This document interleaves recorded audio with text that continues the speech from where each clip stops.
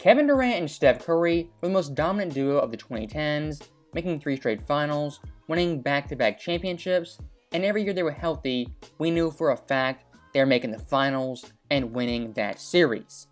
Those Golden State teams historically are up there with the 90s Bulls, the 80s Celtics, the 2000s Lakers, and of course the Showtime Lakers. And as you guys know, once this duo split up, both Curry and KD's careers have gone in opposite directions, with Steph winning his 4th championship ring and KD in Brooklyn struggling to win 4 games in a playoff series. And looking at KD's time in Brooklyn, his team during that time period has a very mediocre 73-49 record, which is on pace for 49 wins. He hasn't made a conference finals, let alone an NBA finals. Compared to Steph Curry, who in that same stretch has gone 160-55, which is on pace for 55 wins. And adding insult to injury, looking at Steph in last year's playoffs, his Golden State team went 16-6. Those 16 victories in the playoffs are more than KD's had in 3 years in a Brooklyn Nets uniform. And look, KD and Steph, they're both all-time great players and amazing talents. But looking at their differences, it goes past skill set, overall talent, and even ability. The main difference in these two guys is their overall mindset and what they bring to a team as a leader. As Steph, he's a team-first guy who cares about winning and will never throw teammates under the bus. Compare that to Kevin Durant, who recently threw the entire team under the bus, calling out Nick Claxton, Royce O'Neal, even Joe Harris. He basically called them trash and quite frankly said, "I cannot win with these players." Even if that statement is true, as a leader of a team and a franchise, you do not say it out loud. Yes, it's obvious Brooklyn has had their struggles, they're injured, but as a leader, do not make comments to the media like this. Look at Steph back in 2021 with a subpar roster. He was playing a tough Western Conference and not once made excuses and never threw his team under the bus. And to refresh you guys on that roster, he was playing without Klay Thompson, who was still hurt, Jordan Poole, who's only 21 years old and hadn't broken out yet, Draymond Green, who shot 38%, a 19-year-old James Wiseman, and Andrew Wiggins before he was an All-Star. That roster barely missed the playoffs, going 39-33. And after losing 2 straight games in the playoff tournament, Steph said this about his team, quote, "We had a crazy up and down year, just trying to stay afloat. We got to a point where we fixed our rotation, finished 15-5, had these 2 tough losses in the play-in tournament. You could feel like we were close to being a team in the conversation where you're a serious contender to come out of the West. Whatever that means, time will tell." If there was ever a moment for a player to throw a team under the bus and he'd be justified, it was Steph Curry after those 2 play-in tournament games.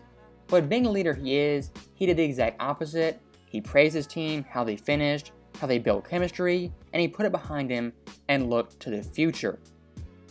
And it wasn't that long ago, but Steph that season was simply absurd.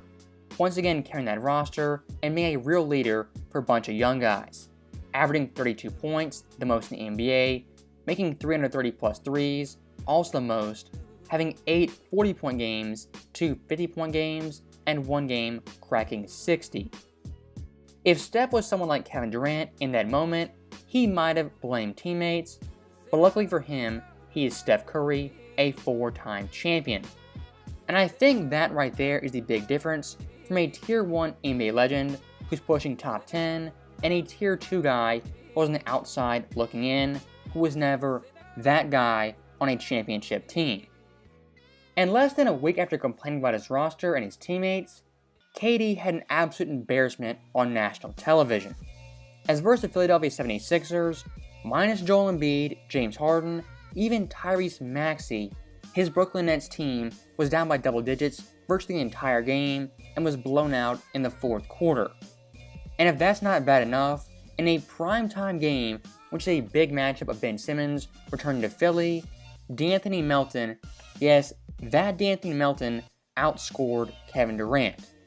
I know 1 game in an 82-game season isn't that big of a deal, but after these last 2 seasons, I think this moment on primetime television might have been the breaking point for Nets management for trading KD Kyrie, or even Ben Simmons.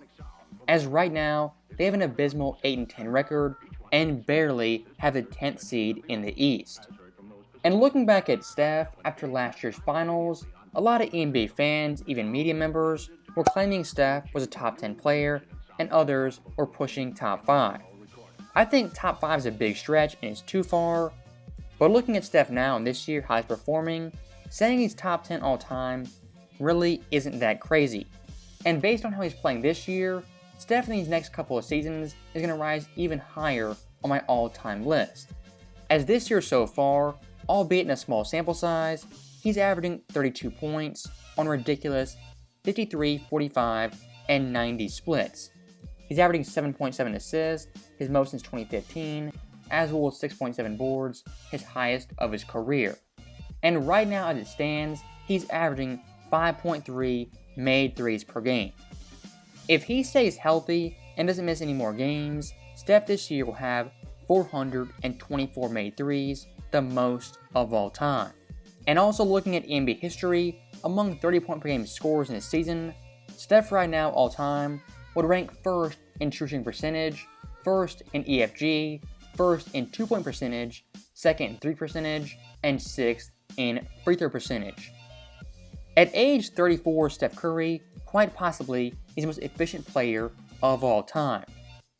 And looking at players over the age of 30, in NBA history right now, Steph has the highest scoring average ever, above Jerry West, Michael Jordan, even LeBron James. At age 34, Steph Curry somehow is getting better, he's more efficient, and breaking records we never thought were even possible. And later on this year, Steph will actually turn 35 years old. And at that very, very advanced age, he's at worst a top 2 player, the clear-cut best point guard, and still the best shooter in the game. And looking through NBA history, outside of Magic Johnson, there's not a player who was the best point guard for a decade stretch.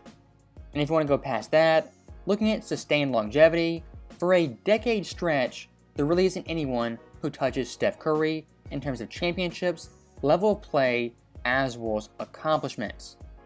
And once again, comparing both Steph and KD, of course at age 34, both these guys are great individual players. But like I said, Steph these past 2 years has ascended compared to KD, who's plateaued or even declined. And from a legacy standpoint regarding KD, what it looks like, he's going out with a whimper compared to Steph, who's ending on a high note. And to remind you guys once again, in Brooklyn, KD coming in had input on the coach, the roster, he was basically a part-time GM, and held them hostage for 3 solid years until being swept by the Boston Celtics. Kevin Durant in Brooklyn quite literally got everything he wanted, from the roster to management, even coaches. It really is unfortunate for Kevin Durant. When he finally hangs it up, what team can he look to and say, that was my team, and I can hang my hat there as the man who brought that team a championship? He can't do it in Brooklyn, can't do it in OKC, and especially not Golden State. Compared to Steph, who for the next 75 years will be a Golden State Warrior in the face of that franchise, and undoubtedly a top 10 player. So that right there is the end of the video. It was a pretty simple topic comparing KD versus Steph, their differences, their similarities, and how they fared since 2019. As always, thank you guys for watching, hope you enjoyed it. I'll see you guys next time.